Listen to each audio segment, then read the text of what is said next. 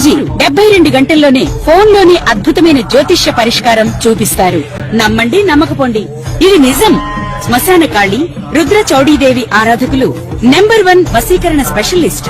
గురూజీ మనిషి పుట్టుక నుండి చనిపోయే వరకు వచ్చే అన్ని క్లిష్టమైన సమస్యలకు పరిష్కారం ఇక్కడ లభిస్తుంది. విద్య, ఉద్యోగం, వ్యవహారం, స్త్రీ ప్రేమ, పెళ్లి, సంతానం, స్త్రీ పురుష వశీకరణం, భూవశం, భార్యాభర్తల కలహాలు, కోర్టు సమస్యలు, విడాకుల సమస్యలు, చేతబడి, అప్పుల బాధ, ఇంకా మీకు ఎలాంటి సమస్యలు ఉన్నా 72 గంటల్లోనే శాశ్వత పరిష్కారం చేయబడింది. జయ శ్రీమన్నారాయణ.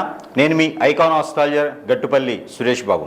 మనకి 2026 సంవత్సరం జూన్ మాసంలో గ్రహాల యొక్క స్థితిగతులు ఒకసారి మనం పరిశీలించినట్టయితే కనుక మేషరాశిలో కుజుడు, అలానే మిథున రాశిలో మనకి బుధుడు, అలానే ఇప్పుడు మనకి రవి భగవానుడు వృషభ రాశిలో 14 వరకు, 14వ తారీఖు నుంచి మిథున రాశిలో బుధునితో పాటు సంచరిస్తూ ఉంటారు. అలానే గురువు శుక్రుల యొక్క కలయికతో కర్కాటక రాశిలో ఈ మాసం మొత్తంలో కొనసాగుతూ ఉంటారు. ఇది జూన్ మాసంలో. అలానే సింహరాశిలో వచ్చేటప్పటికి మనకి కేతు ఉన్నారు. ఇక్కడ మనం చూసినట్టయితే కనుక కుంభరాశిలో రాహు ఉన్నారు. అలానే మనకి మీనరాశిలో శని భగవానుడు సంచరిస్తూ ఉన్నారు. గ్రహాల యొక్క స్థితిగతులు ఈ మార్గంగా ఉన్నాయి. ఈ యొక్క స్థితిగతులు మనం పరిశీలన చేసిన తర్వాత మరి ద్వాదశ రాశుల వారికి ఈ జూన్ మాసంలో ఎలా ఉండబోతుంది, ఏ రాశుల వారికి ఎలా ఉంటుంది, అలానే మేషరాశి నుంచి మీనరాశి వారికి నడిచేటువంటి గ్రహ సంచార ప్రకారంగాను, అలానే వారి యొక్క దశ అంతర్దశల యొక్క ప్రకారంగాను, గోచారంలో వారి యొక్క చంద్రుడి వద్ద ఏ గ్రహం ఉన్నది, చంద్రుడితో పాటు అనుకూలంగా ఏ గ్రహం ఉన్నది, ఈ ఒక్కసారి పరిశీలన చేసుకోవాలి. మరొక చిన్న విషయం ఏంటంటే, ఏ విషయం కూడా మనం పరిమాణం ఎలా ఉంటుందంటే కనుక గ్రహాల యొక్క స్థితిగతులు పరిమాణం ప్రకారంగా మాత్రమే మన యొక్క జాతకం అనేది విశ్లేషించబడుతుంది. కానీ ఇది వ్యక్తిగత జాతక ప్రకారంగా అయితే కాదు. మీకు మనము ఓవరాల్గా అంటే ప్రమాణ పూర్తిగా కూడా ఇది ప్రమాణాలు ఎట్లా అంటే గ్రహాల యొక్క స్థితిగతుల ప్రమాణాలు ఎట్లా ఉంటాయి అంటే కనుక ఆ రాశిని మొత్తము కూడా సూచిస్తూ ఉంటాయి. దానిలో మీది ఉండొచ్చు, ఉండకపోవచ్చు. కానీ వ్యక్తిగత జాతకం తెలుసుకోవాలి. వారి యొక్క దారిద్ర్యం కానివ్వండి, వ్యతిరేకత కానివ్వండి, సంపూర్ణం కానివ్వండి, లేదా ఇంకేదైనా పనులు ముందుకు వెళ్ళలేకపోతున్నా, లేదు ఈ యొక్క జాతకము పరిశీలనలో మీకు ఇందులో ఏదైనా పాయింట్లు ఉన్నట్టయితే కనుక ఒకసారి మీ పర్సనల్ జాతకం కూడా సంప్రదిస్తే దానికి తగ్గటువంటి పరిహారాలు కానీ, దానికి తగ్గటువంటి రెమెడీస్ కానీ కూడా ఉంటాయి. అన్నీ కూడా జాతకంలో ఉన్నట్టుగానే గురువులు చెప్పినట్టుగానే జరగాలని లేదు. మీ జాతకంలో జరగవచ్చు, జరగకపోవచ్చు. ఇది వ్యక్తిగత జాతకం అయితే సూక్ష్మంగా పరిశీలన చేయడానికి అయితే అనుకూలంగా ఉండేటువంటి అవకాశం అయితే బాగుంటుంది. అయితే మొదటిగా మనము మేషరాశి నుంచి మీనరాశి వరకు కూడా ఈ యొక్క జూన్ మాసంలో పరిహారాలే కావచ్చు, వారి యొక్క జాతకంలో ఏం చేస్తే బాగుంటుంది, ఏం చేయకపోతే బాగుంటుంది అనేది ఒకసారి పరిశీలన అయితే మనం మొదటిగా చేద్దాము. ద్వాదశ రాశుల్లో ఒకటి కన్యారాశి. ఈ కన్యారాశి వారికి జూన్ మాసం అనగానే కన్యారాశి అనగానే జూన్ మాసం. అతిగా కలిసి వచ్చేటువంటి రాశుల్లో అతిగా కలిసి వచ్చే మాసాలు ఏమిటి తెలుసా అండి? అయితే కన్యారాశి వారికి 3 మాసాలు కలిసి వస్తాయి. దాంట్లో మొదటిది ఏమిటి అంటే కనుక మార్చి, రెండోది ఏమిటంటే కనుక జూన్, మూడో రాశి ఏమిటంటే కనుక ఆగస్టు లేదా అక్టోబర్. ఒక్కొక్కరికి ఆగస్టు, ఒక్కొక్కరికి అక్టోబర్ కలిసి వస్తుంది. అయితే ఈ జూన్ మాసం మీకు మిశ్రమ ఫలితాలతో పాటు శుభ ఫలితాలను కూడా తీసుకొస్తుంది. ఎలా అంటారేమో, గ్రహాల యొక్క స్థితిగతులన్నీ కూడా మీకు అనుకూలంగా మారడం, ఈ అనుకూలతగా మారేటువంటి గ్రహాలన్నీ కూడా మీకు మంచి శుభదాయకమైనటువంటి వ్యవహారాన్ని సూచిస్తున్నాయి.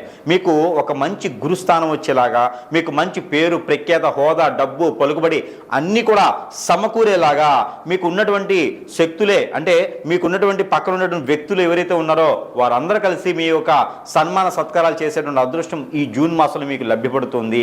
అలానే ఏదైనా పార్టీకి సంబంధించి కానీ, ఏదైనా పదవులకు సంబంధించి కానీ, రాజకీయ రంగంలో కానీ ఎవరైనా ప్రయత్నం చేస్తుంటే ఖచ్చితంగా దాంట్లోకి వెళ్ళేదానికి, దాంట్లో మంచి పదవులు వచ్చేదానికి కూడా కనబడుతుంది. కాబట్టి ఆ మేర మీరు ప్రయత్నం చేయండి.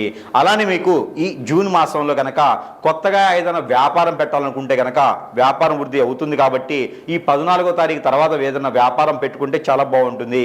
అలానే ఈ కన్యారాశి వారికి జూన్ మాసం మాసంలో జ్యేష్ఠ మాసం అంటారు. ఈ జ్యేష్ఠ మాసంలో కనుక ఏదైనా స్థాపించినా, ఏదైనా వ్యవహారమైనా, ఏదైనా మాట్లాడినా, ఏదైనా సరే రంగంలోకి అడుగుపెట్టినా కూడా స్థిరస్థాయిగా నిలిచిపోయేలాగా స్టాచ్యూ లాగా ఉండిపోతుంది. మీకు గురుబలం, శుక్రబలం గట్టిగా ఉన్నాయి. రవి బలం కూడా మీకు 14వ తారీఖు నుంచి ఏర్పడబడుతుంది. కాబట్టి ఈ 3-4 గ్రహాలు కూడా మీకు అనుకూలంగా మారుతున్నాయి. శని భగవాన్ యొక్క అశుభ దృష్టి కూడా తొలగిపోయేసి శుభ దృష్టిగా మారిపోతుంది. అంటే ఒక పనిని ఒకసారి చేస్తే జరిగిపోతుంది, 4-5 సార్లు చేసే అవసరం లేదు. అన్నతమ్ముల మధ్యన గొడవలు కానీ, విభేదాలు కానీ ఉంటే ఈ జూన్ మాసం 13వ తారీఖు తర్వాత అవన్నీ కూడా వెళ్ళిపోయేదానికి అవకాశం ఉన్నది. ఇంకా ఏదైనా పెద్దలకు సేవ చేయాలని కానీ, అనాథాశ్రమాలు, ట్రస్టులు, వృద్ధాశ్రమాలు, ఆలయాల ధర్మకర్తలు గాను ఇలాంటి ఏదైనా ప్రజల సేవ చేసేటువంటి వాటిలో మీరు ఉండేదానికి ముందడుగు ఉంటారు. అలానే ప్రజలకు మంచి చేసే దాంట్లో ఏదైనా మీరు ప్రయత్నం చేయాలి అనుకుంటే కనుక జూన్ 13వ తారీఖు తర్వాత నుంచి ప్రయత్నం చేయండి. ఇంకా ఏదైనా రంగాల్లో మీరు అడుగు పెట్టాలన్నా, ఇంకేదైనా రంగాల్లో మీరు రాణించాలన్నా, ఇంకా మీ మీద చెడు దృష్టి, నరదిష్టి, నరఘోష, శత్రుభయం, శత్రుపీడ, ఆరోగ్య సమస్యలు ఇవన్నీ కూడా మీకు తొలగిపోయేలాగా ఈ చిన్న పరిహారం చేసుకుంటే సరిపోతుంది. మీకు ప్రత్యేకించి ఒక చిన్న పరిహారం ఏమిటంటే కనుక ఆవుకి గోధుమ రొట్టెలు కానీ, గరిక కానీ, లేకపోతే తోటకూర, లేకపోతే పాలకూర కానీ గురువారం లేదా బుధవారం రోజున ఇది ప్రత్యేకమైనటువంటి రెమెడీ అనమాట.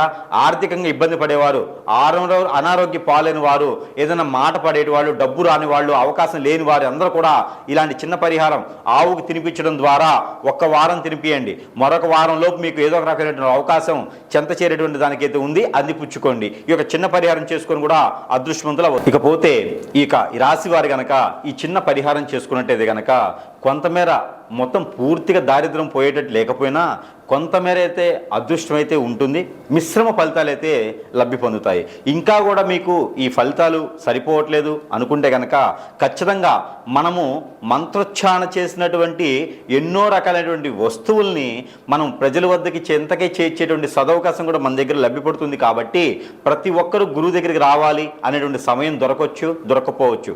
కానీ మీరు మొబైల్ ద్వారా కానీ ఎన్నో రకాల సదుపాయాలు ఉన్నాయి, వాటి ద్వారా మీకు సంప్రదిస్తే కనుక మీ సమస్య ఏముంది, ఆ సమస్యకి తగ్గటువంటి పరిష్కార మార్గం కింద వస్తువు రూపాన మంత్రోచ్చారణ చేసే వస్తువులు మీ చెంతకి చేర్చేటువంటి దానికైతే ఉన్నది. కాబట్టి ఆ మేర సంప్రదించవచ్చు. అలానే మీకు ప్రతి ఒక్కరికి కూడా దేవుని అనుగ్రహం అనేది ఖచ్చితంగా కావాలి. ఇక ఈ రాశి వారైతే కనుక చిన్న పరిహారం చేసుకోవచ్చు. అయితే పరిహారం కింద ఏమిటంటే కనుక దేవుని అనుగ్రహం ముందుగా చూసినట్టయితే కనుక మీరు అందరూ కూడా ఈ యొక్క మాసం జూన్ మాసంలో కనుక దత్తాత్రేయ స్వామి వారిని ఆరాధించిన, దత్తాత్రేయ స్వామి వారికి అభిషేక అర్చనలు, హోమాలు చేపించిన, దత్తాత్రేయ స్వామి వారి యొక్క ఆలయం వద్దన దత్తాత్రేయ స్వామి వారికి ఆలయాలు సపరేట్గా ఉండవు. దత్తాత్రేయ స్వామి వారి ఆలయం ఎక్కడ ఉండిద్దంటే కనుక సాయిబాబా గారి ఆలయంలోనే దత్తాత్రేయ స్వామి గారు ఉంటారు. అక్కడ ఏదైనా గురువారం సాయం సంధ్యవేళ నుంచి రేత్రి కానీ లేదా మంగళవారం రేత్రి కానీ కనుక మీకు ఇంట్లో ఏదైనా కీడు జరిగినా, ఇంట్లో ఏదైనా మీకు అపకీర్తి కానీ, ఇంట్లో ఏదైనా మీకు నిద్ర పట్టకపోయినా, చిరాగ్గా ఆదాయం రాకపోతున్నా, చెట్టుకోలు కొట్టుకోలు అవుతున్నా, ఇలాంటి సమస్యలతో బాధపడేవారు ఎవరైతే ఉంటారో వారు ఈ జూన్ మాసంలో ఏదైనా మంగళవారం లేదా గురువారం రోజున ఏదో ఒక్కరోజైనా సరే అందరూ వెళ్ళేసి ఆ ఒక దత్తాత్రేయ స్వామివారు ఉండేటువంటి ఆలయంలో కనుక నిద్రించండి. అవకాశం ఉంటే కనుక ఖచ్చితంగా నిద్రించండి. ఆ రోజు నేలపడకే చేయాలి. అలానే నాన్ వెజ్ భుజించకూడదు, శాకాహారులుగా వెళ్ళి నిద్రించండి. అలానే కనుక దత్తాత్రేయ స్వామివారికి 5 నారికేళములు సమర్పించండి. ఆ నారికేళములు 5 కూడా అక్కడే వదిలివేయాలి. ఇంటికి తీసుకుపోయి పిల్లలకు చట్నీలు వేసి పెట్టకూడదు, అవి అట్లే వదిలేయాలి. అలానే దత్తాత్రేయ స్వామివారికి గోధుమ రొట్టెలు, ఈ గోధుమ రొట్టెల్ని మనం ఉప్పు వేయకుండా కాల్చేసి దాంట్లో బెల్లం కలిపేసి అక్కడ స్వామివారికి నైవేద్యం పెట్టి ఆ నైవేద్యాన్ని ఎంతమందికైనా సరే ప్రసాద రూపంగా సమర్పించుకుంటే కనుక ఆర్థిక సమస్యలు, ఆరోగ్య సమస్యలు, నరదిష్టి, నరఘోష, శత్రుభయం, అలానే పితృదోషాలు కూడా మీకు కొంతమేర ఉపశమనత లభ్యపడుతూ ఉంటుంది. అలానే ఈ రాశి వారికి ఎవరికైనా పెళ్ళిళ్ళు అవ్వట్లేదా? పెళ్ళిళ్ళయి కూడా భార్యాభర్తలు దూరంగా ఉంటున్నారా? పెళ్ళయి కూడా పిల్లలు పుట్టట్లేదా? వ్యాపార వృద్ధి రావట్లేదా? ఇవన్నీ మీకు ఉన్నాయంటే కనుక మీరు కొత్తగా ఏదైనా వ్యాపారం మొదలు పెట్టాలన్నా, విదేశీ ప్రయాణం ఏదైనా చేయాలనుకుంటున్నారా? ఇవన్నీ కూడా మీరు మోసపోకుండా ముందుకు వెళ్ళేదానికి ఒక చిన్న పరిహారం చేసుకోండి. ఎక్కడైనా సరే నాగపడిగలు కానీ, సుబ్రహ్మణ్య స్వామి ఆలయం కానీ, లేదా శివాలయంలో కానీ, లేదంటే మానసదేవి అమ్మవారు ఉంటే కనుక అక్కడ మీరు పంచామృత అభిషేకం కనుక చేసేయాలి. వినాయక స్వామి వారికి పొట్టు వస్త్రాలు సమర్పించండి. అలానే మీకు మరకతలింగం దీపం ఎక్కడైనా కనిపిస్తే కూడా అక్కడ మీరు అదృష్ట కనుక అభిషేకం చేసుకోండి. కేసరి గణపతి ఎక్కడైనా మీకు అందుబాటులో ఉంటే కనుక అక్కడ మీరు అభిషేకం చేసిన, అర్చన చేసిన, పొట్టు వస్త్రం సమర్పించిన, మీకు బుధవారం రోజు చేసుకుంటే కనుక పెళ్లి కాని వారైతే కేసరి గణపతి, వ్యాపార వృద్ధి కానీ, ఆరోగ్య సమస్యలు కానీ, కోర్టు వ్యవహారాలు కానీ ఉన్నవారైతే కనుక మరకతి గణపతి కానీ, మరకత శివలింగం దగ్గర కానీ మీరు అభిషేక అర్చనలు చేయించినట్టయితే కనుక ఖచ్చితంగా మీకు ఉన్నతమైనటువంటి విదేశానికి మీరు వెళ్ళేదానికైనా, పెళ్లిళ్ళు అవ్వడానికి ముందడుగు వేసేదానికైనా, మీకు ఇంకేదైనా గ్రహ దోషాలు కానీ, ప్రకృతి దోషాలు కానీ, పొలాలకి గట్లకి సంబంధించినటువంటి విషయాలు కానీ, ఏదైనా కోర్టు వ్యవహారాలు కానీ కూడా బయటపడేటువంటి అవకాశాలు మెండుగా ఉంటాయి. కాబట్టి ఒకరి దగ్గర నుంచి మోసపోకుండా ఉండాలంటే కనుక దక్షిణామూర్తి స్తోత్రం అనేది ప్రతిరోజు పారాయణం చేయండి. ఇలాంటి పరిహారాలు చేసుకోవడం ద్వారా మీకు అదృష్టం అనేది ఖచ్చితంగా కలిసి వచ్చేటువంటిది అయితే కనపడుతుంది.